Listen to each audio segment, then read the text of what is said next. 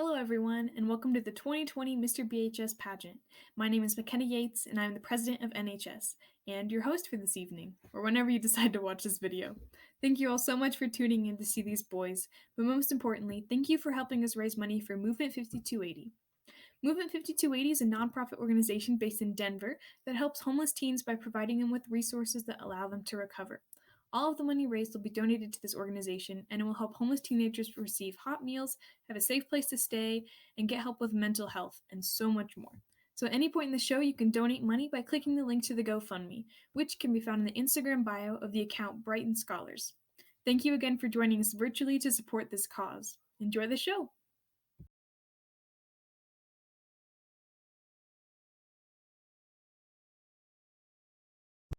Hi, my name is Alex Gallagher, and I'm running for Mr. BHS this year because I want to help teens in Colorado who find themselves in the very difficult situation of being homeless or impoverished. It seems to me the idea of leaving home as soon as possible or flat out running away from abusive and rough homes has become much more popular amongst teenagers this year.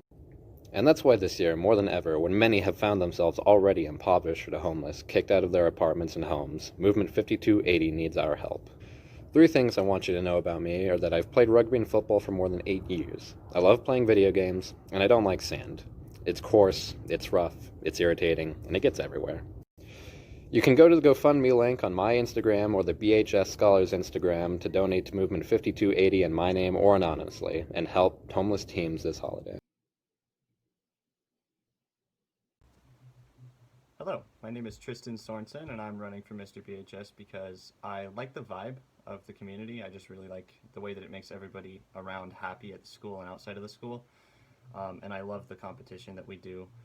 But more importantly, I love what we're supporting, which is it's something different every year, but every year it's something really good. And this year it's Movement 5280, which is very upstanding and really does a lot of work, especially for homeless people and impoverished people.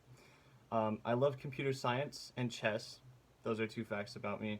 And I also had the privilege of modeling an Alice in Wonderland dress at a fashion design competition 2 years ago that was part of a technology conference. So that's very oxymoronic, and I just love that.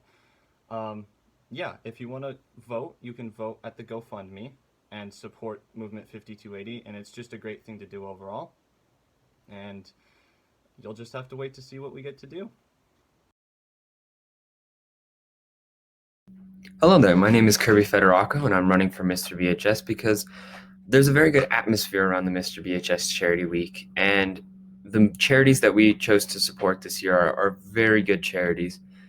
We've chosen to support Movement 5280, which, for those of you who don't know, is a movement to help impoverished teens and homeless teens get shelter and resources for this holiday season. For those of you who don't know me at all, a couple things about me. I play soccer. I'm an avid Dungeons and Dragons connoisseur, and I was born with 2 arms and 2 legs. So just make sure that you go vote for me, Kirby Federaco, on the GoFundMe. All proceeds will go to Movement 5280 to support homeless teens this holiday season. Thank you very much, and you have a nice Thanksgiving, everybody, or post-Thanksgiving. Hi, my name is Trevor Russell, and I'm running for Mr. BHS because it allows me to get outside my comfort zone and to support a charity that is really important in my opinion. It helps us to give money to those who are in need of it, and especially to the teenagers who don't have the right necessities to care for themselves. And 3 things about me I should tell you. I love music. Music is a big part of my life and will always be. And guitar is the biggest thing I do to help me keep sane, especially in this crazy world right now. And I love my friends and family. They're most important to me, and they continue to support me and make my life fun. And I really love to make those around me laugh and smile, and yeah. Hi, my name is Reagan Heidemann, and I'm running for Mr. BHS to bring honor to my family, mainly, that's the main reason, and also to help Movement 5280, which is a fantastic organization helping homeless teens, which is a huge epidemic, major problem, so I'm really happy to be able to help them out. Then 3 things you should know about me. Number 1, I'm a big skier, really love to ski, I'm pretty good at it. Sometimes, actually not really. Number 2, I really like chocolate milk. Drink a lot of chocolate milk. 1%'s the best. Don't at me. Number 3, I can name every episode of Avatar: The Last Airbender in order. You can ask me to do it, and I'll prove it to you.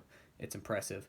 If you want to help me restore my family's honor, you can donate to the GoFundMe. I really appreciate it. No matter who you donate to, it's going to a great cause. So all donations are greatly appreciated. So thank you guys so much. Hi, I'm Justin Bishop, and I'm running for Mr. BHS this year. Mr. BHS is a tradition at Brighton High School that helps fundraise money for an organization. This year's organization is Movement 5280. This organization helps fundraise money for homeless youth and support them through the holidays. With your help, I hope to make a big difference. A few things about me that people may not know is that I play water polo, and I've recently committed to college to further my academics along with play water polo. Another thing about me is that I'm editor-in-chief at Brighton High School of the yearbook, and in years past we have won many national awards, and I hope to do again this year. I grew up in the water, and many people have told me I'm like a fish, so I hope to make a splash and create a wave of support for this organization. Thank you.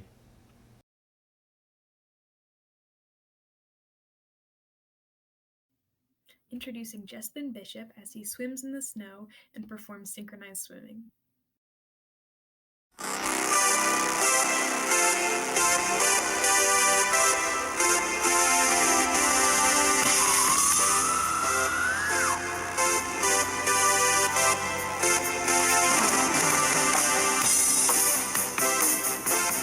Swimmer step up. Take your mark. Get ready. I get up, and nothing gets me down. You got it tough. I've seen the toughest around.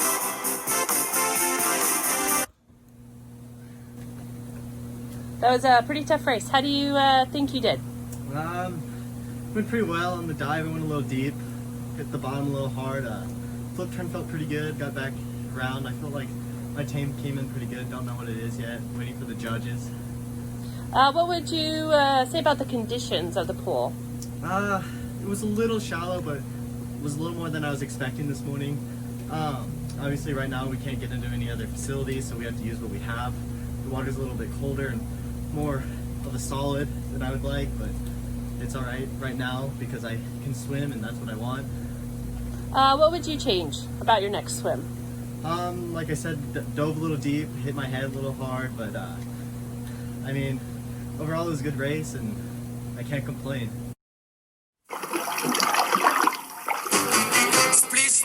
So this is where I start my second talent, which is synchronized swimming. I jump in the pool here for warm-ups, go underwater, come back up for a quick rest, wave to some fans, and then get ready to go. Start with some leg kicks, loosen up a little bit, and then spin a little bit to get a feel, and then here's where I actually start my routine. So I dip down,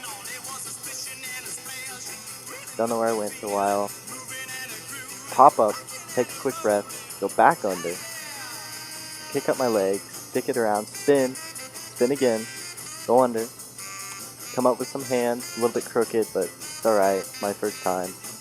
Go back under, come up with my leg, try to do a handstand, and I fall, but then I try to recover, then I try to go for it again, and then I fall again.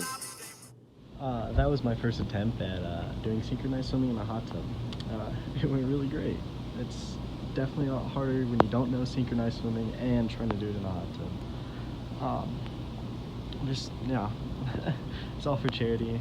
Thank you for supporting me or anyone else.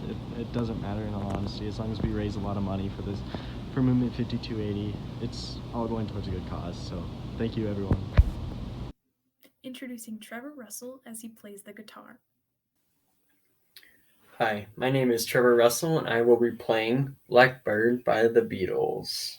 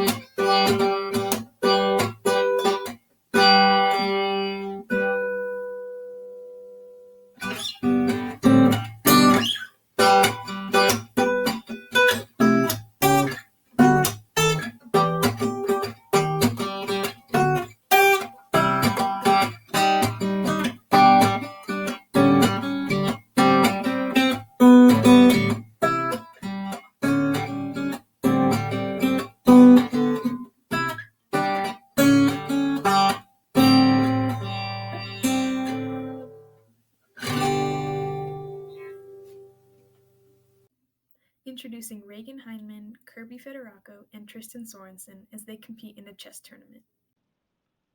All right, everyone. Welcome back to the second annual Brighton High School Chess Invitational. We have our champion, defending champion, Tristan Sorensen, and then there's our challenger, 5'2", Kirby Federaco. And I, of course, am your commentator, Regan Hindman. I've been commentating for years now, and let the chess game begin. Kirby, of course, because he is black, will be going first. That's just classic chess rules. Black always goes first. Everybody knows that. And Kirby, ooh, beautiful. I believe that is Henry's opening when you jump the rook. And ooh, wow. That's right off the bat, Tristan's playing McKenna's reversal, where you take control of the opponent's piece and move it. Very good. Luckily, Kirby's able to slap back, protecting his pieces, which is good. Kirby appears to be setting up Jared's gambit, which is a good play. And Kirby's definitely pushing a lot more than Tristan is, which is impressive by him. Moving his king out, jumping his pieces, and there it goes, Tristan losing his king. I mean, that's a big loss. Everybody knows in chess that you don't want to lose your king. That's always bad. And Kirby just continuing to push up with his knights there. I believe that's a knight. No, that's a bishop. Yeah. All right. Great plays by Kirby. And there goes another piece. Tristan definitely looking to get a little flustered here. I mean, he's losing some pieces left and right. Oh, that's a good play though. Just pushing right back into Kirby's line. But Kirby looks like he's trading out some of his pieces for checkers pieces, which is a great play. I mean, that's just a classic move. I believe that's a Minestrone's move is what that one's called, and that's great. Tristan counters pretty easily though. The skipper's move where you skip some pieces and take every piece you skip over. I mean, that is a good play. Not many people know how to do that. Oh, but Tristan coming back in here, he's also going to replace some pieces with checkers. I mean, this is why these are the best in the world right here. And just great plays like that. It looks like Kirby is moving his king out. Very, very good piece for attacking. One of the best attacking pieces in the game. So, I mean, genius players.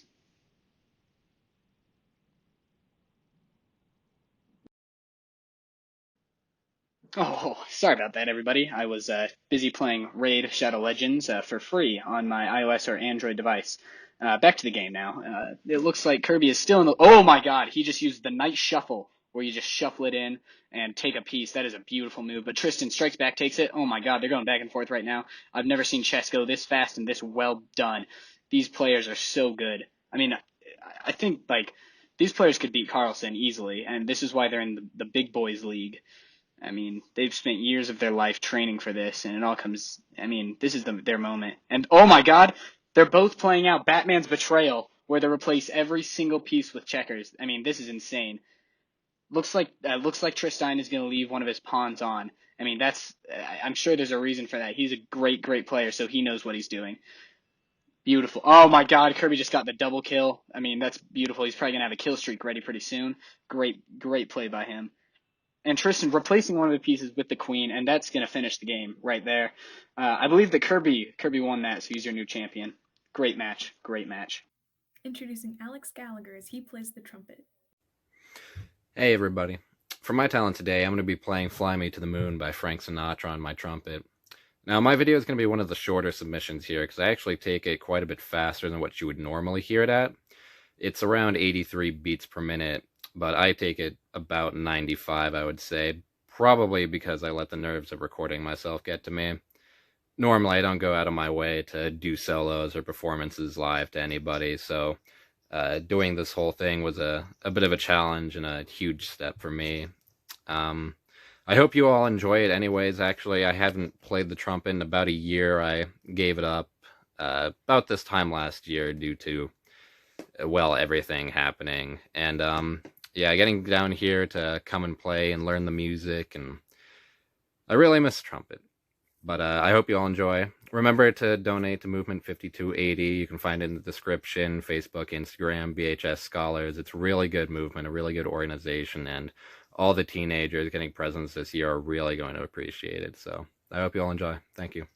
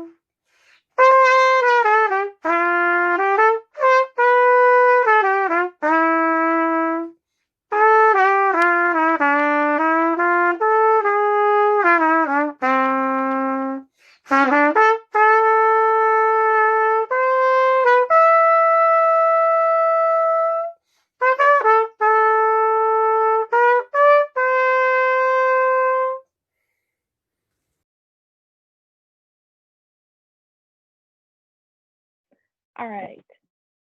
And now the interview section of our show. Each man interviewed will be asked one serious question.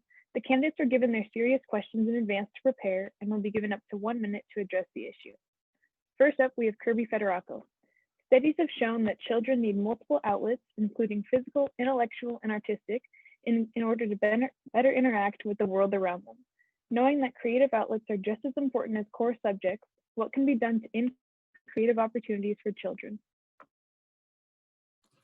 Yeah, right. So I think the fundamental problem is that we know that these help, increase the thought processes and capabilities of the children. However, we don't seem to be taking any steps to actually get there. It still seems to me like our core classes kind of take precedence over these creative outlets.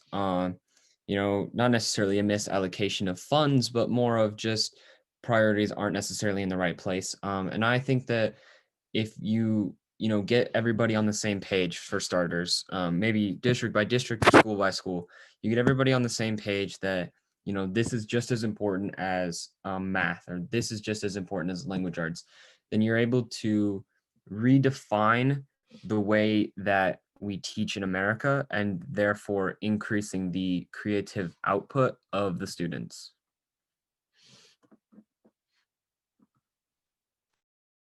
Awesome. Thank you, Kirby. Next up, we have Justin Bishop. Society puts a great amount of emphasis on the opinions and lives of famous actors and athletes. Do you think this is a good thing or a bad thing? Please explain your answer. So a great thought about this is athletes and famous people definitely have a big image or they put their image out there, and a lot of people look up to them as they're following their path, and I believe people can do that, but in a way, they need to have their own opinions and ideas off from actors and or from athletes and famous people. If people create their own paths and or if people follow in the path of the athlete, then they could follow exactly. And I don't know if that's what people will want in the end. I think if you create your own path based on the guidelines of other people's paths, like famous people and actors, then you can create your own and be someone different. And in doing that, then you leave your own legacy and create a new path for other people. Thank you, Justin. Now we have Reagan Hyman. A child's early home environment has a long-term impact on their development.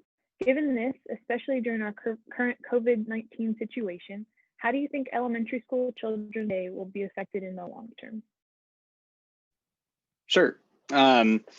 So I think this is less of just like a straight negative problem. I don't think this is all negative. I think there are some positives, and some of these would include like I think kids being around their family more will maybe lead to like a healthier home life, which is good. And then I think maybe that generation will be more adamant about sanitation and cleanliness, leading to less disease in the future. But I would say that I think the negatives do outweigh the positives a bit, and that's the lack of the social interaction, which I think is super, super key for developing people, especially young people at that age. Like they need to start interacting with their peers for just important life skills.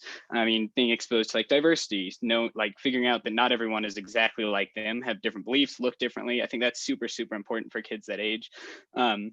And along with that, like being like with themselves and only with their families all day, that could also start leading to like developing mental health issues. Even in kids that age, like they can still develop mental health issues. That doesn't start once you enter high school or whatever.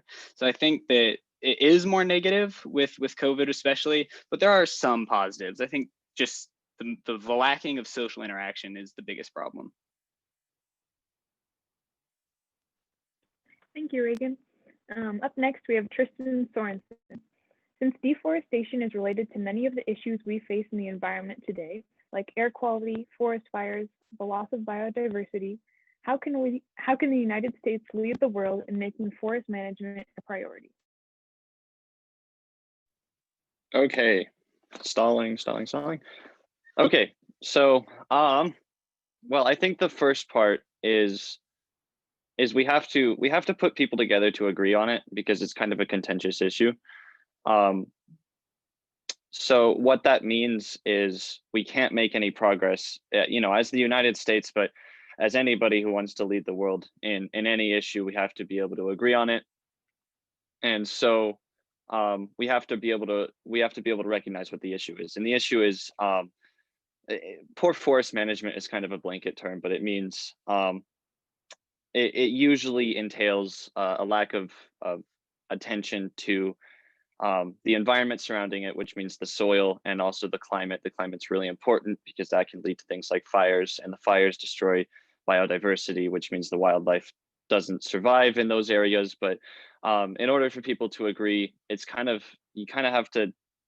you have to recognize where the blame is to be placed, and it's actually really easy with deforestation because we don't really have to place the blame on any specific person or any specific group, because it's an issue that we've kind of recently awoken to in the last decade, but it's something that's built up over time, over the last wars, over colonization. And so what I think is that the US we've got a good start, and we just need to continue on the path that we've started, which is a process called what we've called sustainable forestry, which is it's prophylactic in nature because forests take a long time to grow, and so it has to be more concerned about the future rather than the present. And so what that means is that we can attain the resources that we want from forests right now, and that's fine, but we need to make sure we need to be more careful about the future and how we manage the forests as time goes on. And so that's what's more important, I think. Thank you, Tristan. Next is Trevor Russell. With the overwhelming presence of multiple social media apps that minors have access to, many are concerned about data harvesting of consumers. Considering how many minors are currently on various social media apps, Is the safeguarding of a minor's data a responsibility of the families, or should companies be more responsible in safeguarding this? Please explain your answer. All right, hello everybody. I really like this question actually because I think it's two-sided. I think that families and businesses together need to have a responsibility. Like families need to be able to limit how much they show on their phones or on their devices at all and really control their privacy and all that. But they also need the help of the businesses to be able to, what is the word? To protect that information and be able to access it so that in case that there's life-threatening problems that they can handle that, and the government can be able to access it. But they also need to be able to, they can't misuse that or allow it to be stolen, so they need to have the right protocols and the right restrictions to accessing that privacy. Awesome. Thank you, Trevor. And last but certainly not least, we have Alex Gallagher. What is the greatest problem in high school today, and how do we prevent it? Not counting COVID, of course. Hi, yeah, I would say probably one of the biggest problems in high school today would be the lack of real life skills. They don't really teach you anything about, I mean, ask any high school graduate, they probably don't know how to pay their taxes unless they had a job during high school. They don't know how marginal tax brackets work. That's why some people say don't get a promotion or else you'll get less money, because they just don't understand how it works.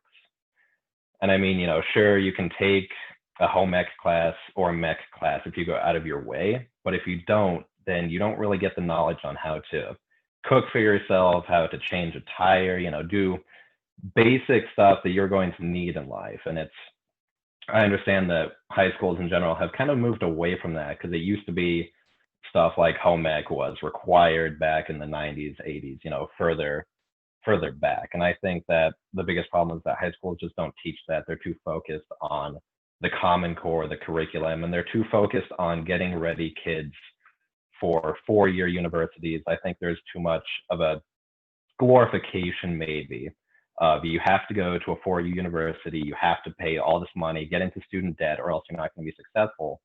Whereas there are a lot of other viable options, such as community colleges or trade schools that don't ever get talked about. I mean, even at Brighton, we have community college fairs.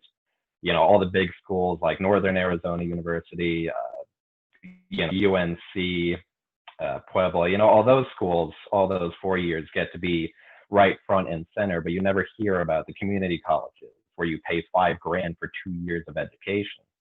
And, it's really a much more viable option for a lot of students in some cases, and it never gets talked about. So I think the way to solve that would be to reintroduce some mandatory life common skill classes and to, bring a sort of common sense back to high school and stop focusing so much on the Common Core.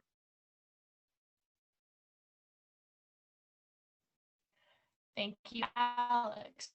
And that concludes our serious interview. You can vote for your favorite candidate by donating to the Mr. BHS GoFundMe, the link for which can be found in the bio of @Brighton Scholars. Your donation will be given to Movement 5280 to help support homeless teens this holiday season. You can have an impact on so many lives, and every cent counts. Thank you for helping us make a difference.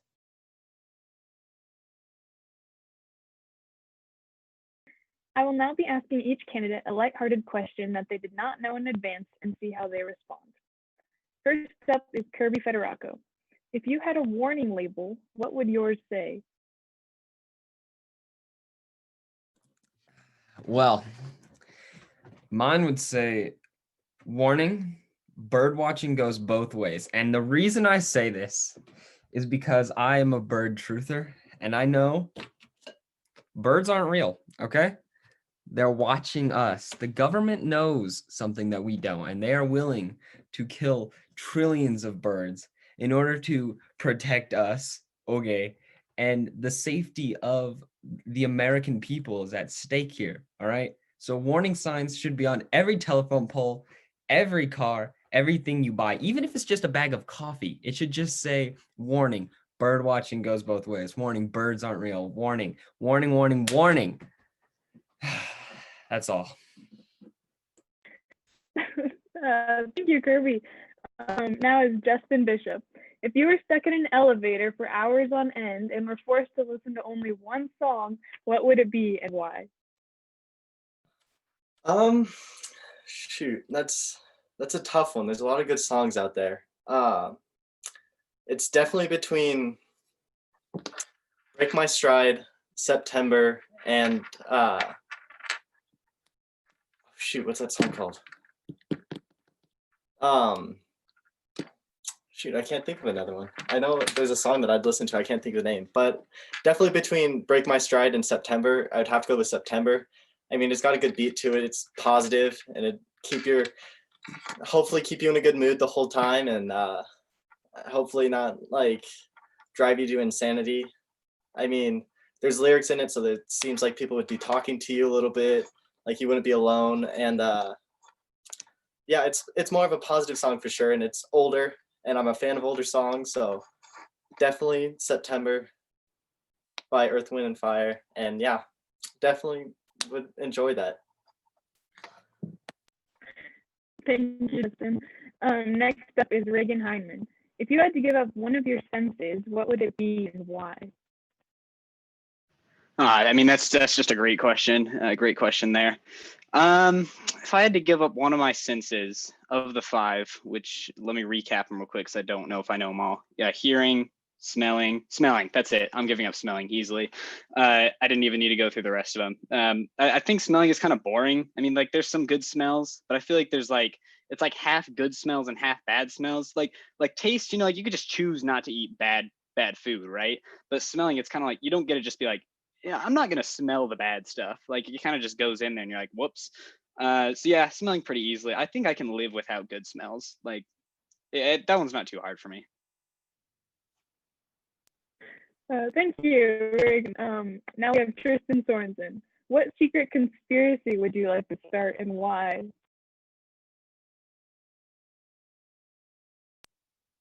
Okay, sorry, I'm having trouble pressing the mute button, or the unmute button, I guess, apparently. Well, unfortunately, I can't start Birds Aren't Real, even though they aren't. If I had to start a conspiracy, that's really hard because there are a lot of conspiracies out there. I'm gonna say something, and to be honest, it's probably already been started. But it would probably be something self-aware. So gosh, man, that's tough. I've thought of a few already, and they all exist already. So, yeah, it would probably be some form of government, ploys, or like some sort of espionage of people, like I don't know, like Edward Snowden, like the government is always watching. Man, it's tough. That's tough. That's a tough question. I'm actually really struggling to come up with something. Yeah. Wow. It was a conspiracy. Yeah, I'm gonna just say that aliens are gonna invade the world in 2 years, and that's inevitable because the Earth is flat and birds aren't real. So Thank you, Tristan. that was a struggle. Next up, that's okay. You got it. Next up is Trevor Russell. If you could be any Disney or Marvel character, who would you be and why? Well, that's a perfect question. I would be Olaf because he has no worries, no stress, and he thinks everything's perfect in life until he ends up meeting a trial and he kind of melts. But he's always been my favorite character, and he has like less worry and stress for everything. He's always has a positive outlook for everything. Thank you. And last but not least is Alex Gallagher. What is the best time to wear a striped sweater?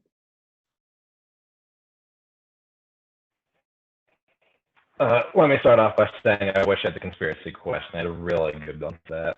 But what is the best time to wear a striped sweater? I don't really think there's a good time to wear that atrocious piece of clothing. If you're gonna wear something you hate and you want to forget the memory, maybe a funeral. Just associate it with the horrible memory and forget about it. That's gonna be my answer. It would be a funeral.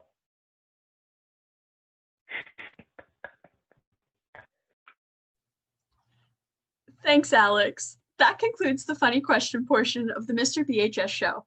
Remember, you can vote for your favorite candidate by making a donation to support homeless teens during this holiday season.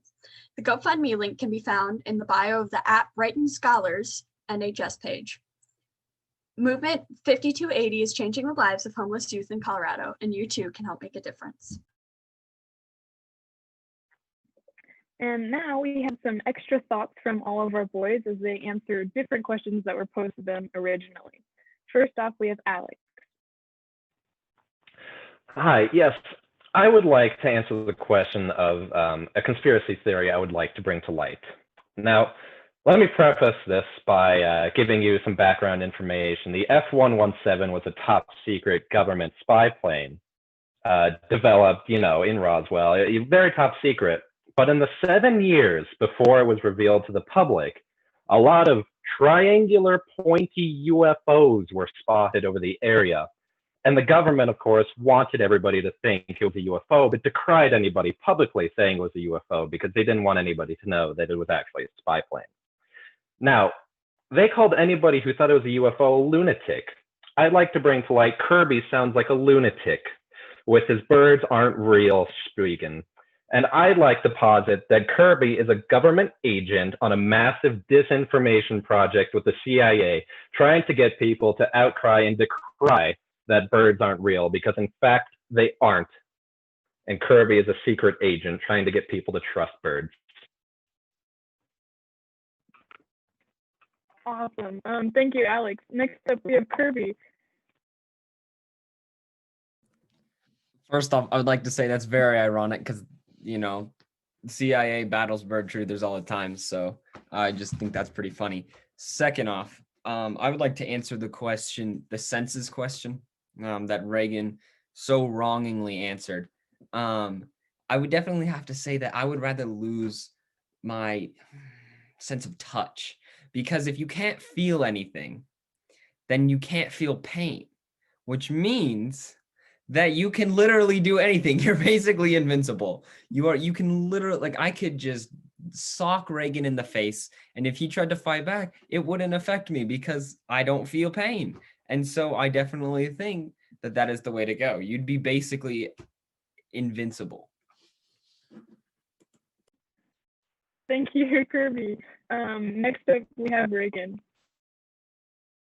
Yeah, thanks. Kirby, I could kind of agree with you there. I don't feel pain anyway, so it's not really a problem for me.